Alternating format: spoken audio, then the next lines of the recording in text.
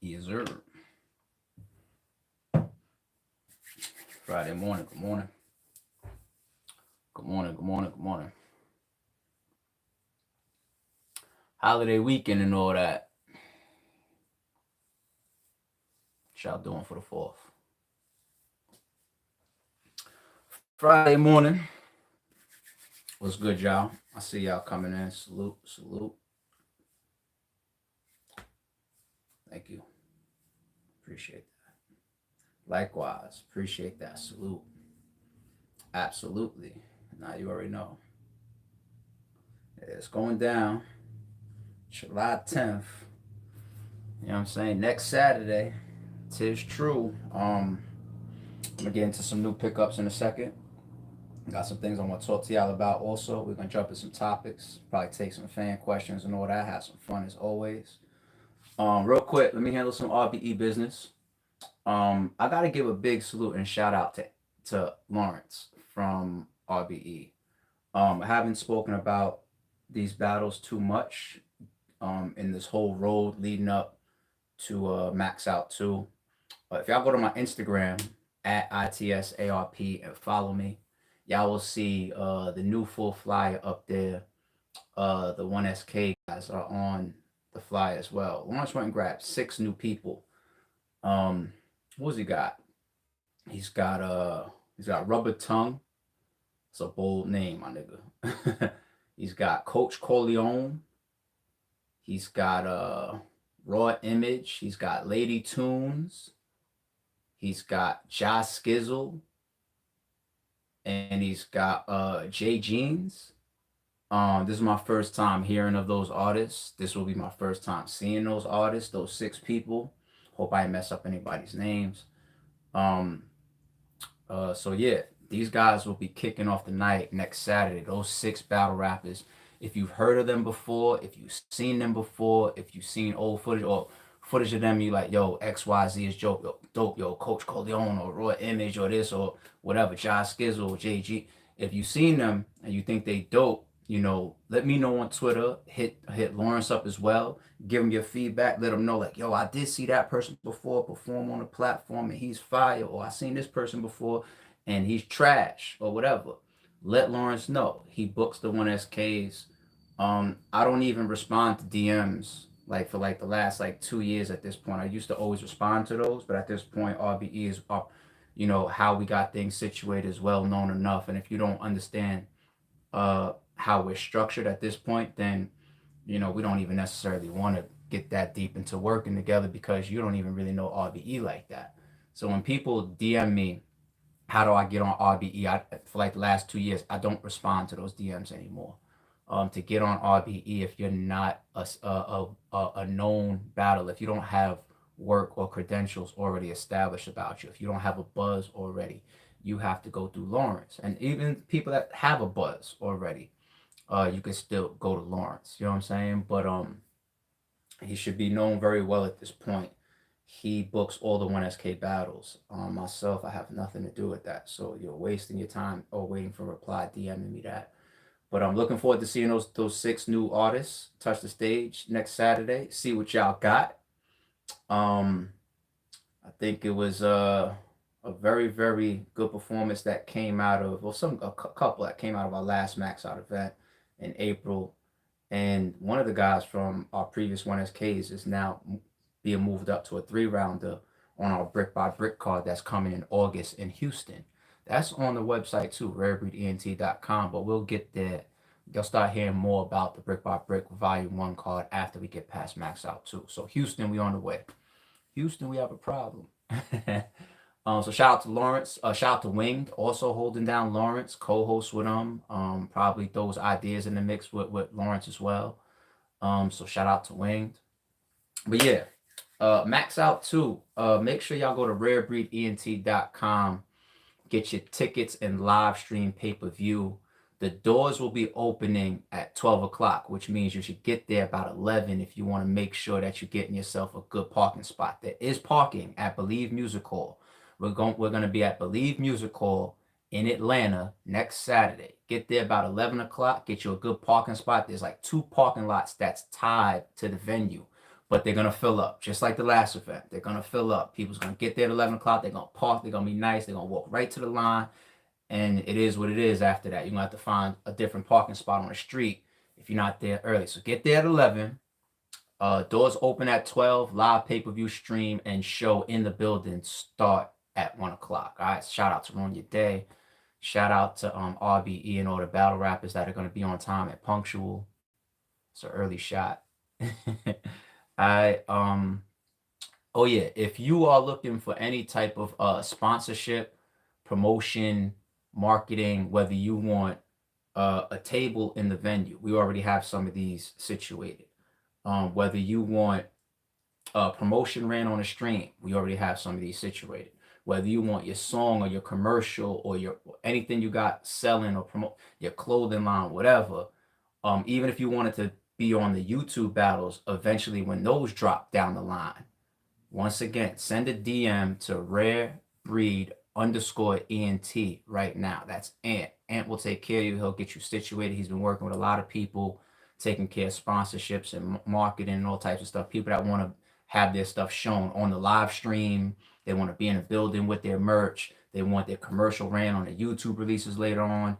Don't wait until these classics unfold and then we say like, nope, Hitman and Calico just did some next level shit. It's about to be an 8 million view battle. That price went up to put a commercial on the front of that shit. Nah, speak to Ant right now. What else as far as business? I think that's enough right now for business. Tune in tonight to Restore Order. I'll be on there. Shout out to Swave, IP, 15 Minutes of Fame, Heavy Bags, Uncle Ryrie Body. I'll be on there, I think, at 8 o'clock. I think also coming on Restore Order tonight will be Daylight. I think also coming on Restore Order tonight will be King Los. There might be some other people on the card that's coming on Restore Order as well tonight. Tune into that. You got King Los coming up on PSA Radio. You got more interviews dropping on the RBE channel. You got a lot of shit. Long intros is something you got to deal with along with Target Tees, all right? So y'all kick rocks. New pickups. We got a lot of people that DM me about my new pickups, all right? So y'all can't act like, damn, like, this is part of the fucking beginning of the blog. A lot of people enjoy this shit, you know what I'm saying? Sneakerheads, video game heads, music heads. We have fun. So, and we live. And listen, I don't got shit going on right now. I'm chilling. There's a lot of people that's on this live that's chilling. So we ain't in a rush. Let's chill. Let's have some fun. So, all right. Ultra Boost 21. I think this is the latest model of the Ultra Boost. I used to go to Ultra Boost for my gym sneakers because they're real comfortable, extremely comfortable. They're a little bit heavier than like some, if you're really into your training sneaker being light and fitting well, you know what I mean, performance. I started leaning more towards Asics for gym and for training and for running and for walking and shit like that. I started leaning a little bit more to Asics lately. You know I mean, that's not about fashion or nothing like that. So I do wear Ultra Boost when it comes to training at times, but I got these not necessarily for training, just because I wanted a little bit more orange in the arsenal, so that, you know, if I got anything like that brighter orange going on, I got a kick to go with it. You know what I'm saying? But the design of these new Ultra Boosts ain't that bad. Ain't that bad. They kind of alright to me. They kind of alright. I think right now these probably like around 140, 150-ish or whatever. Not too cheap, but not too expensive. I know there's a new Vapor Max. I saw it yesterday. I think it's like $199. I didn't like the colors of it, so. But yeah, the Ultra Boost 21. And this right here is a classic. I probably got like at least 12 of these in all different colors. But it also might be one of my favorite sneakers. Might be not this particular color, but just this line in general. You just can never go wrong with some Air Max 97s, man. You can't go wrong with some Air Max 97s. One of my favorite sneakers of all time. Like I said, I know I got like more than 10 of these. I got like in black, in gray, and white, but this one right here, if I ever do something, I mean, I don't know if this is considered peak peach or pink. But whether you're doing like a peach pinkish, I guess, type color, or purple, or even black, or depending how you style your shit, sometimes colors don't have to match up exactly. It depends how you put it together. But boom, I needed these, man. I needed these right here. I needed this color added to the max line. I needed these. Who got Air Max 97s in their top 5 favorite sneakers? Let me see the comments. Who got Air Max 97s in their top 5? I know people be having like things like Jordan 3s and Jordan 11s. Like Jordan 11s is probably in my top 5. But who got Air Max 97s in their top 5s? I got 98s. Shout out and salute to Too Smooth. Shout out ARP from the UK.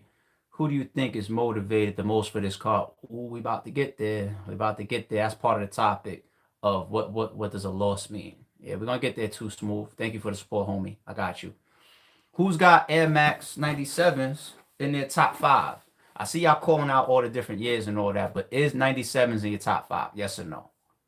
Is it? I see y'all in the chat. Y'all calling out y'all different Air Maxes and all that. I respect it. I like all 97s. I mean, all Air Max. Damn near. 90s is the best. Yes, no. No. Word? Not top 5? It's definitely a top 5 Air Max. I ain't mad if you say that it's not a top 5 sneaker. I got some other new pickups for y'all too. This right here is me investing in some of the NBA's future stars. Whether you collect cards or you collect memorabilia and signature shit, or whether you collect whether you got pops, whether you got there's just all types of shit out there in the world that grows, that it's not a liability, it's an asset. They gain value. You know what I'm saying? So like if you look at whether you're following certain things in the stock market, whether you're following certain things from magazine reports and shit like that give you the pricing of things and where they stand, or whether you could just go to eBay sometimes and pull up something and see like, all right, what's it selling for?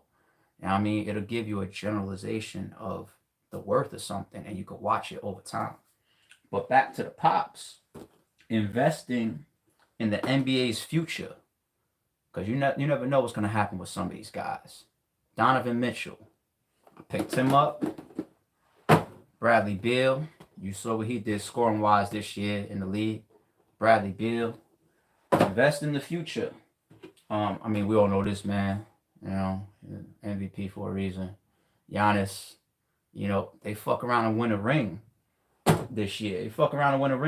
Anything with Giannis's name to it, his jerseys, throwback jerseys, his rookie cards, all that shit gonna go up in price, in value, and money. Trae Young, same thing goes for him. He fuck around and win a ring this year. I don't know if there's a Devin Booker Funko joint. I haven't seen one. If there was, I'd pick that up because he's another guy. Might win a ring this year. And a throwback one. I think this just came out. I think this is new to NBA Pops. AI, my favorite basketball player of all time. Got AI. He just came out. He's pretty new. So whether you go on the internet or whatever, and they got him under Hardwood Classics, which is kind of dope. Because once again, it's throwback shit. Gotta have AI. I got the classic picture of him stepping over Tyronn Lue in my gym. I mean, epic picture. Even though they didn't take the ring, but epic picture. Shout out to Tyronn Lue. He's coaching off the wall right now. But all right, let's get into the topics now. I think we had enough fun in the intro. The super long ARP type intros. We having our fun. What does a loss mean? We hear at times, a loss doesn't matter. A loss doesn't carry as much weight as it did once upon a time. Like you go back in the day, to battle rap on street corners and shit. It was about respect. There was no business. There was no money involved. I've witnessed and tried to even be a part of fucking lunchroom battles back in the day at fucking high school and shit. Like it was a reputation thing. Can you rap? Can you win? Go watch the Notorious movie and watch how they portray Biggie going from corner to corner in Brooklyn, all that type of shit. That's damn near how Jay Mills and Murder Mook happened. You think they got paid for that? There was a bunch of cameras that showed up. Smack's camera was one of them, and then y'all see that footage get released to the DVD. You know what I'm saying? It was a reputation thing. It was about, who you are, your status. A loss back then carries. Fast forward, we don't need to go through every fucking era of battle rap. But fast forward to today. And we even went through a phase that even Daylight heavily impacted. Daylight had a lot of influence on the time where he was trolling, but at the same time, you could see the truth in it. Remember, he was saying losses are like the new wins and shit like that. You'll get bigger if you lose and shit. And people was actually taken to that. Why? Because they were seeing that the platforms and the leagues was actually backing that to a degree based on their bookings. You could lose, you could end right back up on stage again. And then you move into another phase of battle rap where business and politics and that type of shit evolves that much more because of the landscape of battle rap. So then when you have situations like multi-battle deals, or like let's say if you have a 1 year, 2 year, 3 year long contract, and your contract says that within this time period you're going to get X amount of battles. You know what I'm saying? So then it's impossible to out on the business side give somebody a contract and say, you're going to have 3 battles and you're going to be on these cards right here, but also say that I know for sure you're going to win those battles because that stage is a variable, right? So that kind of reduces sometimes the need to win. I watched A Ward's interview this morning. He was like, Twerk could spit on the stage and it doesn't matter. He's gonna get booked again. That's the business side of things. And so on the URL side of things, that's the business side. On the Twerk side of things, you got to give him credit as well because he's a draw. He's been electrifying enough over the years, and he has an image and he has a rap style where fans want to click play no matter what. That's why I always felt like people attacking Twerk with what were actually stupid as fuck. Because I've done blogs proving that people will attack him, say, "Yo, we over you. We're not watching you anymore. We done with you. We don't book him anymore." And if he gets announced, everybody that said that is gonna watch, and they're gonna go from saying "Don't book him," or there's been other examples of that. So don't just gotta use Twerk. They're gonna go from saying "Don't book him" to "All right, this time around, you better do this." They've done it a million times to a million battle rappers. The leagues know that, so they walk right through. They just wear their thick skin and they don't listen to the fan and the blogger response saying "Get him out of here." They walk right through it and they still watch the views, the stream, and the ticket sales either be the same if not better. And they're like, "Y'all are all, I'll use y'all word, cap." Okay. So some of the stuff that A Ward said in his recent blog and interview is very true to that respect. And that all culminates the losses. I'm not gonna say they don't mean anything, but really, really coming down and not mattering as much because we see the trends of these battles, we see the business changing, we see the league owners backing certain things. Me as well. I'm not my jacket isn't clean on that as well. I've booked people that have come off of losses, not always intentionally. Sometimes it was a matchup that we believed in. Sometimes we was helping somebody rebuild. Sometimes we was giving somebody a shot. A good situation of that sometimes is what the fans and the bloggers don't know. You watch a battle like Big K versus Iron Solomon, and you see Big K doesn't have one of his best performances. But I'm on the phone with Big K, and I'm knowing the personal, real shit that he was dealing with that year or around that battle, and why he showed up to the stage like that. And then I got interviews right after that battle. People ask me, "So are you gonna book Big K again?" And I'm like, "Yo, I got him. I got him." He didn't just come up there and say thank you RBE for the check. I know what was going on. We gonna get him right back into his mode. Trust me. And he's been on a crazy run. Like you can't question Big K's run. You know what I mean? That's one of a million examples. So there's a million reasons why you're gonna see somebody come back after a loss. Sometimes the reasons are good. Sometimes the reasons are in the middle. Sometimes the reasons are bad. And we need to understand the differences. But I'm still a proponent of a loss in general as a battle rap fan mattering and doing something to the person that won as well as something to the person that lost. I'm still a proponent of that. That gives more energy, uh, more value to these battles. You know what I'm saying? It gives us all more stock into the actual battle. When something can happen to the winner, something can happen to the loser.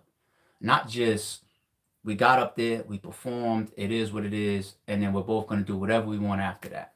Um, Calico has a battle after Hitman.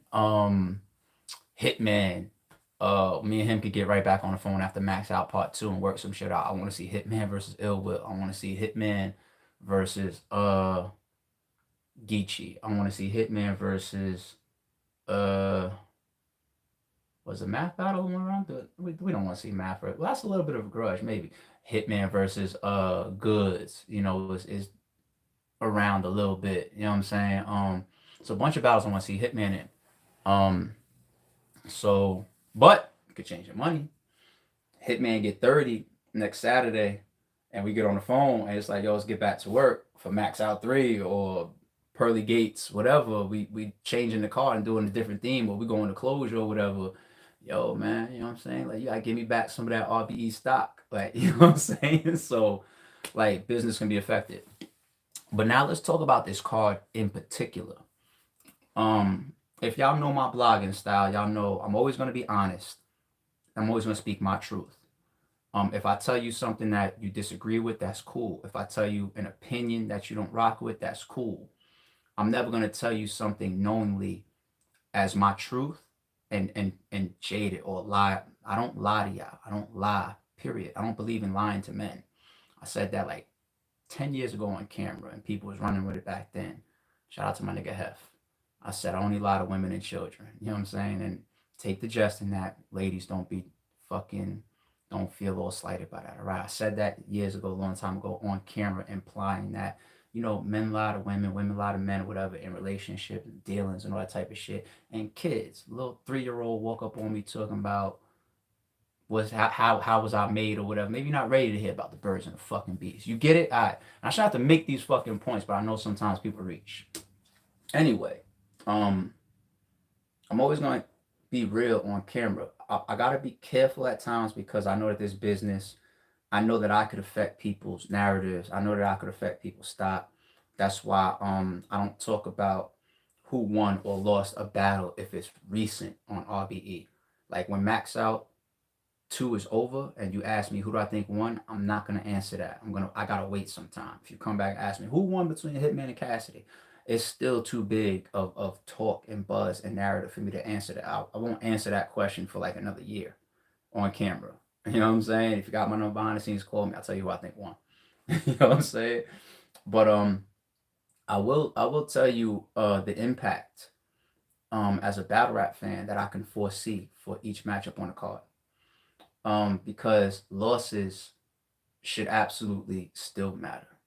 Okay, despite the business, despite the people's drawers, despite other battles that we still want to see, losses still must matter. If we start at Hitman versus Calico, I I was curious to see if somebody would target the Midwest specifically during the face-off. I felt like out of respect for the other Midwest battle rappers, Hitman said, I'm the fucking king of everything. And I think that he really means that. And I think Calico said, I've been passed the torch. That's like a respectful answer on both sides. You know what I'm saying? T.I. probably really felt that he was the king of the South. Probably felt I was the best rapper. I got the best backstory. The way I'm coming in, all this, my history, all that type of shit. But he went to Scarface first and said, yo, I'm about to start calling myself the king of the South. How you feel about that? You know what I'm saying? He went to all these other rappers first. So I think they both gave respectful answers.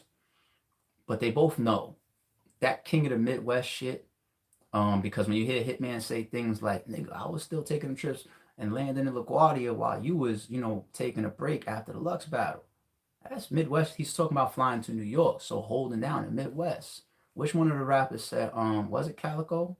He had bars talking about, we trying to kill these niggas. You trying to build with them. Was that Calico that was rapping that to somebody in a battle? But you see my point.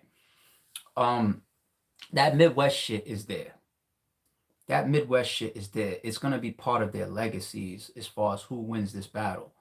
The narratives around Hitman, for somebody like me, I'm just like, I understand talk, buzz, and why people stamp certain shit on you. Whether you want to call it emotional, whether you want to say he said this leading up to the Cassie battle. Cassie should never be booked again, and all that type of stuff. I understand narrative, so I'm able to like, I get it.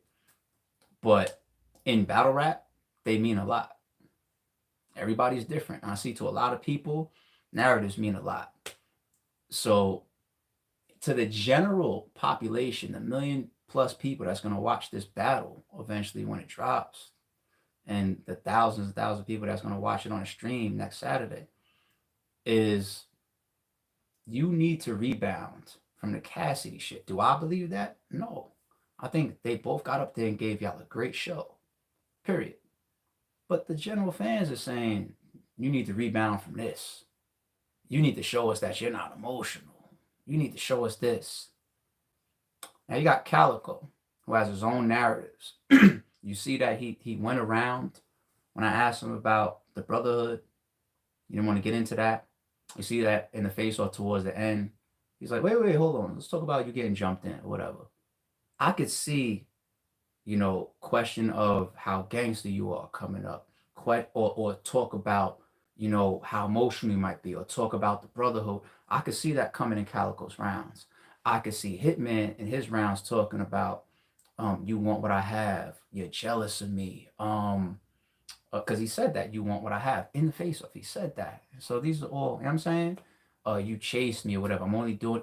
I could see him trying to belittle Calico like you. I don't want you of the stature of me. I'm the king here. I'm the king here. I mean, but Calico's like, all right, cool. If I beat you in a one rounder, what is that? Isn't that a stat for me? This three rounder is way different. This is like the real stamp on their jackets. This loss matters a lot. It matters a shitload. Um, this is not one of those battles where it has no history at all and we just put it together. I feel like the stock of their battles after this can be affected if you clearly lose. If they both get up there and just give us a good show, 2-1 either way, leave them both the fuck alone, fans, please. Leave Calico alone, leave Hitman alone. They just get up there and give y'all a 2-1 either way, leave them alone. They earned it. They deserve it. They did enough. They put enough pain and work over the years. Leave them alone. Stop tying people to one battle, one narrative. Calico won't deserve no fuck shit on his jacket. Neither will Hitman. If they just get up there and give y'all 2-1 either way, great performance. All right? Somebody clearly gets killed or takes a clear L, the league owner, the platform owner is saying, you got a problem, Houston. You got a problem. Next Saturday on July 10th, Hitman. If you lose clear 3-0, if you get bodied by Calico, that's going to hurt bad. I know they are like, why would you say that, ARP? All the work I didn't put in now because, listen, you know that the moments of battle, well, I shouldn't say the moments.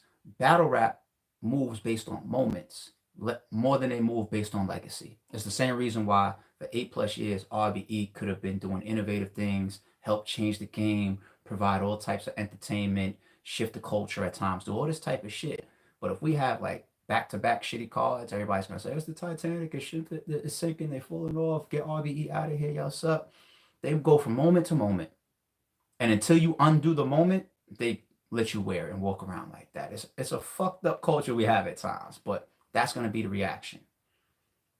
And nobody enjoys that. League owners use it against you, fans use it against you, bloggers use it against you. It'll make people go into the dark. Like, you know what? I got to get away from battle rap. It's one of the reasons why Briz doesn't like being around battle rap too much because he feels like when his name comes up, he just doesn't enjoy that energy sometimes in the narratives. And Briz doesn't really go out there and correct things, talk too much, or interview or blog too much about things. So it's like, step in, you see what they're talking about. Y'all treat me like this. I guess until I come back and I battle Murder Mook and I change all these narratives. Until then, y'all really gonna be people, certain bloggers or certain fans are gonna be saying this about me? Man, fuck y'all. And Calico, same thing.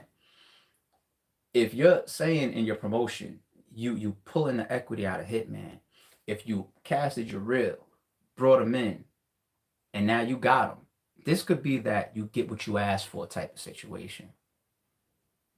If Calico got clearly 30 by Hitman, I gotta look at Calico's next battle a certain way. Like, I don't Calico, like you had all the narratives, you had all the material that they got tons of material that I'm not even rapping. I could come up with tons of shit that they should be able to say to each other. to get up there and get clearly killed, bodied.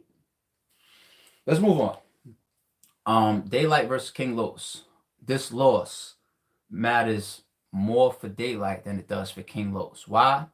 Because even in the interviews that I'm dropping with King Los, and I don't think that part is out yet. I think the only part that I dropped was he was talking about his back and forth with Sue Surf. I think that was the topic.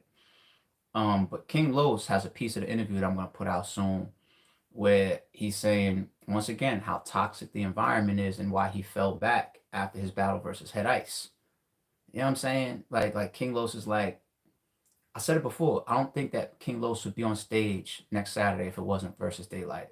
I don't think he would agree to any other opponents right now. That's my opinion. And he's talking about that shit. He's talking about it. Like, I'm cool. I'll be over here doing all this other shit. You know what I'm saying? Like, I'm not dealing with some of that other shit. I mean, so his attachment is to his legacy, to this matchup, to this moment, not necessarily what's going to happen after that.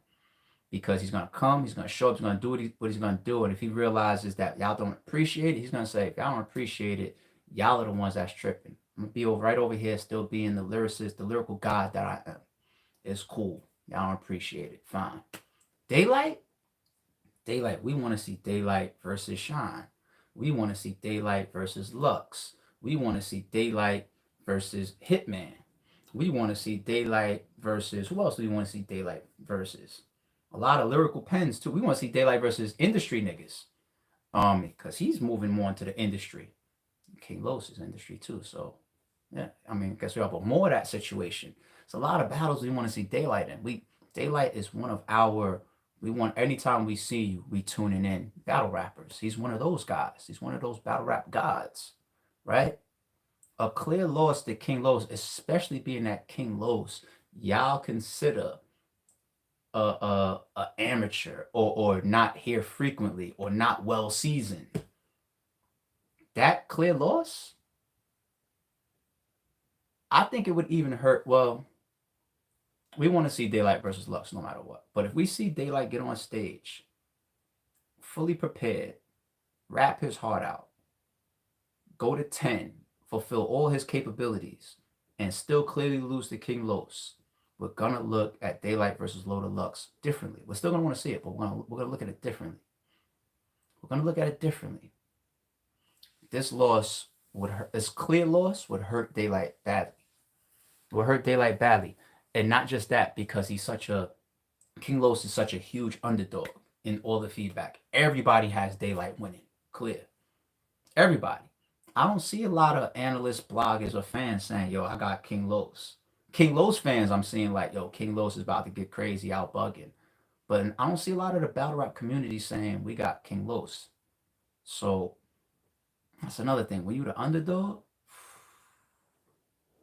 when you the underdog that heavy, let's move along. Ilbo versus Jag. This one is crazy because I know what's in the roadmap for both of them in 2021 for the rest of the year. And it's battles that they want. It's battles that they want. I was on the phone with Will the other day. I called him because his second roasting little video that he put up of fucking Jag, them shits is classic. Before I even got through it, as soon as I see him, oh, you thought I was asleep, blood? I called him. I didn't even watch the rest of the shit. I just called him when I saw that first part, and I said, yo, he was the wildest nigga said. As soon as I couldn't even finish it before I had to call this nigga. And then we ended up spending like 15, 20 minutes on the phone. Shout out to James Johnson. Salute, ARP salute. Keep up the great work, good brother. Thank you, homie. I appreciate that, James Johnson. Thank you for tuning in. Thank you for the support. We are nothing without y'all support. Real talk. Appreciate you, man. We ended up staying on the phone for like 10, 15 minutes. If you know me, you know I don't listen to bars. All the battlers know that. I'm a fan just like y'all. I want to be shocked right there on stage when it happens live. I love live energy for battle rap. Y'all know my history. I used to go to every fucking live event. Y'all know my history. Without telling me any bars or being too detailed, Will told me his direction for one of his rounds. It's something that he has never done before. It's something that he has never done before on a battle rap stage. And it's scary. You think I'm promoting right now. You're going to see for yourself. You go ahead and think I'm promoting. Ill Will is doing something that he's never done before next Saturday on July 10th. And it's scary. I was just like, okay, this is what we're doing? Really? Ill Will is a late preparer. He self-stamps himself a procrastinator. Here we are 2-3 weeks out, and Will's me and random text messages like, yo, you should see what I like. Why'd you do this to this nigga? And I text him back. This was like last week. I text him back. I was like, oh, you must have just came up with a new bar or something. And Ill Will don't always prepare like that. The same way he doesn't promote for everybody like this. You know what I'm saying? OG BB, ARP, we need Geechee Gotti on the Rare Breed stage for the culture. Absolutely. And I'm going to pay him more than he's ever made. Shout out to Geechee Gotti. Yo, it's we're gonna get a classic Ill Will performance. We're gonna get I'm gonna guess top 5 Ill Will performance. This is just one of those moments that he's using for himself, for the battle rap culture, for his legacy, for his. I think the hitmans of the world need to come see Ill Will after this, and I think that's what Ill Will is doing. I think he's making himself undeniable for the Mooks, the Luxes, the Hitmans, the Hollows. I think he's making himself undeniable. I think he's saying, I'm that level. I don't give a fuck if y'all think that I could be laid back at times or whatever, or every battle of mine that drops isn't 2 million views. I'm right next to y'all. I think that's what Ill Will is up to. And that's what he said in the interview I did with him when he was in the car.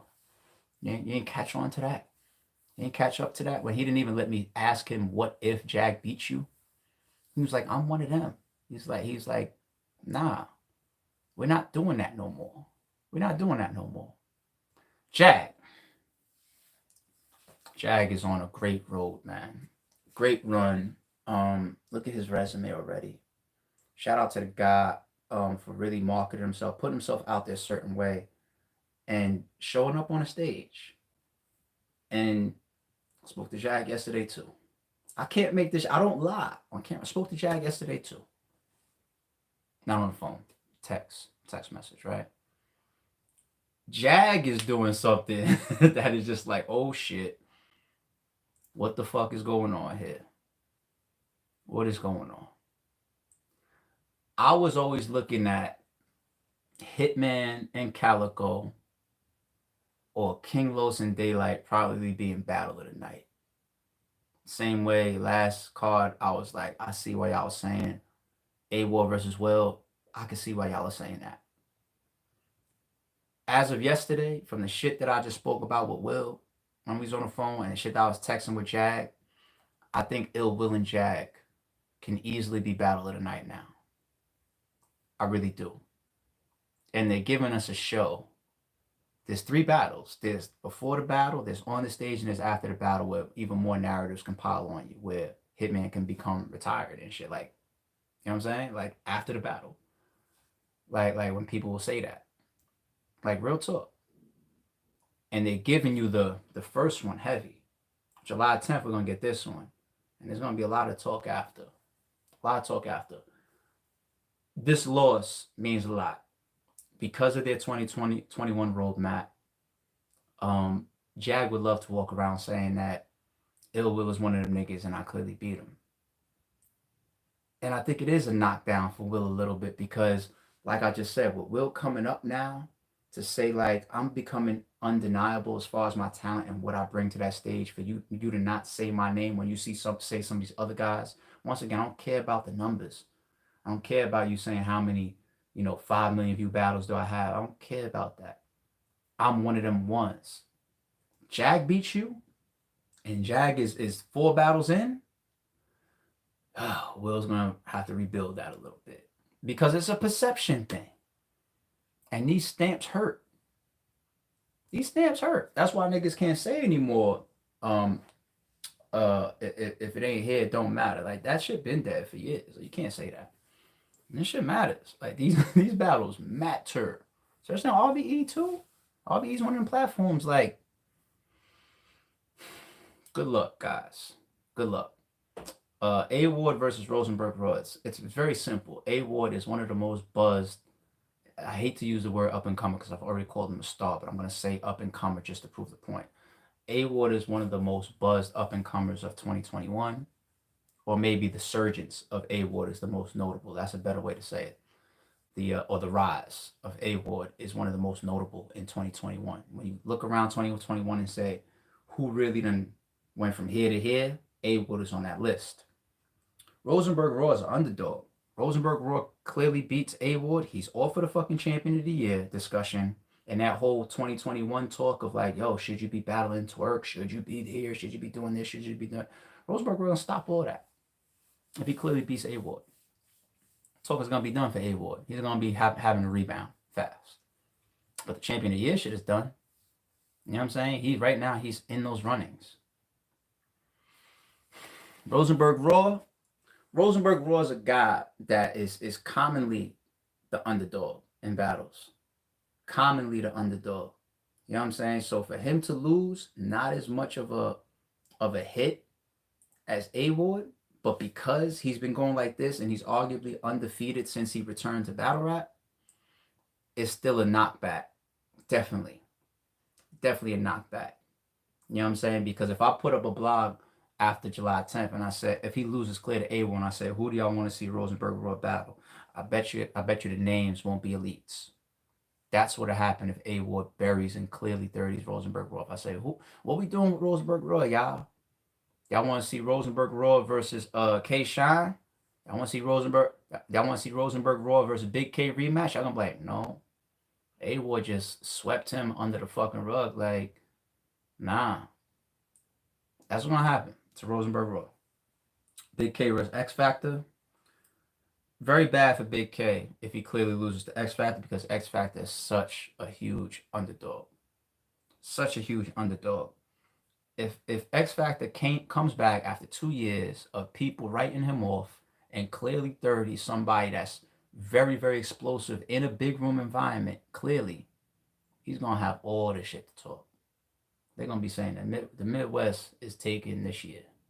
It's taking 2021. The Midwest got it. That's what they're going to be saying. You know what I'm saying? Like, for Big K, I think what hurts him really is, once again, he's a roadmap guy for 2021. I know what's in his roadmap for 2021. He just dropped a blog getting at J.R. Ryder and talking shit about A Ward and saying that, yeah, he wants that K-Shine battle and, you know, he'd be down to battle Chef Trez and all that type of shit. Some of those battles, I'm not going to be able to call K-Shine and be like, yo, what's up with this Big K battle if he clearly loses to X Factor on July 10th. K-Shine will be like, nah, I'm good on Big K. What else is going on? What other opponents you got bags for? That's what's gonna happen. That's what's gonna happen. Losses will mean a lot. And I got $1,000 up for X Factor if he can clearly 30 Big K. So not only will it hurt Big K in a serious matter and fuck up his roadmap and fuck up some of those calls that you make on his behalf, but it'll put another $1,000 in X Factor's pocket. That's bragging rights. So losses will be heavily weighed for a lot of reasons on July 10th. They're going to matter a lot. And I know that everybody knows that shit, but hearing it come from me, the platform owner, I'm telling you right now, we got to pay attention to this shit more. We got to put more onus on the battle rappers to show up. The choking shit, in our contracts, we have 3 written completed rounds, and there's a percentage that's tied to it. You know what I'm saying? But it can't just be about the business. Complete your rounds because of the business. Who you are as a battle rapper, your legacy, this moment, this matchup. it has to matter times 10. Let these people wear their clear losses. Let the battlers wear their clear losses. And the culture wins. You get up there, you lose, but you went crazy, we got no beef with you. I got no problem with, I don't even got a problem with you getting 30. I've seen classic battles before where somebody got 30. I just felt like one person edged every round. We got no beef with you. No issue with you at all. A clear loss because you just was outclassed, outperformed, outbarred. Like you didn't belong up here with me. We got to make them wear that. A clear loss because you was unprepared. Got to wear that times 10. And I know this whole card is prepared. It's different at the Rucker. Y'all know that. I know everybody's prepared. I'm not worried about that. What I'm worried about are clear losses like you didn't belong on this stage with me. If King Los gets up there and says, I tried to tell y'all that I'm the best lyricist in the world. I'm not just talking about battle rap. I'm the best writer and rapper in the world. They like, you gotta wear that. You gotta wear that. Rosenberg Roy, you got A-Ward, one of the most dangerous rappers on the scene right now. He gets up there and says and shows like, why were you up here with me? You gotta wear that. Gotta wear that. Hitman, Calico comes in there and clearly 30s you. And like, yo, that Midwest, this is my shit. Especially people talking about, but what about his big stage performance here and there? I'm not sure if Calico's would be a little bit better in a setting that was like versus Averb or a setting that was like versus Ill Will. And he gets on a big stage where everybody gives the kudos to Hitman for being electric in a big crowd. And Calico gets up there and clearly 30s him with his narratives and his bars and his personals and his angles and whatever, his punches. It's going to be real tough on Hitman, even though his legacy is legendary. That's just how the culture is going to make him wear it. And the same goes for Calico. Let's make these losses matter. On July 10th, I apologize all the battle rappers that are on our card Max Out 2 for applying more pressure to you. But RBE, we pay pretty decent. So it is what it is.